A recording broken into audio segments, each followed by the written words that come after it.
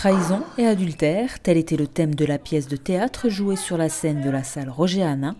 Un sujet plutôt dramatique et pourtant si drôle, avec deux sœurs. Tu couches avec mon mari. Répondre par un oui.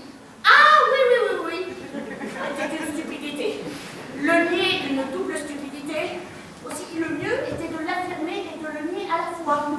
Je ne couche plus avec ton mari. Autrement dit, oui, mais pas maintenant. Le point de départ de cette histoire, c'est une trahison entre deux sœurs. Une a trompé l'autre, enfin est partie avec le mari de l'autre. Et cette histoire commence justement avec celle qui est trompée, Oliva, et qui raconte au public que dans la valise qui est à côté d'elle, il y a son mari qu'elle a découpé en plusieurs morceaux.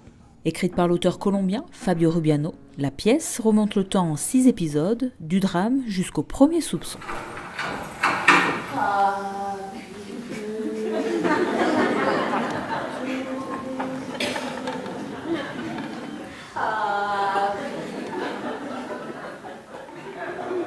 Ça se passe un petit peu comme dans un polar en fait, puisqu'on a le crime et l'auteur du crime. Donc en fait ça va être une remontée dans le temps où on va voir comment elles en sont arrivées là. Et là où l'auteur est bon, c'est que plus on remonte dans le temps et plus il y a de tension en fait. D'autant plus que les personnages oscillent sans cesse entre fantasme et réalité, le tout bruité en direct. Avec beaucoup d'énergie, les deux comédiennes s'en donnent à cœur joie, portées par des dialogues savoureux et croustillants. Et comment va le papa des enfants? Bien, j'en suis heureuse. Tu ne l'as pas revu, jamais plus. Il va bien. Tant mieux. Il vit avec une pute. Avec qui? Avec une pute. Non, ne ris pas. C'est vrai. Ou alors dis-moi, si quelqu'un parle comme une pute, s'habille comme une pute et se conduit avec les hommes comme une pute, on appelle ça comment? On l'appelle la nouvelle épouse du papa des enfants.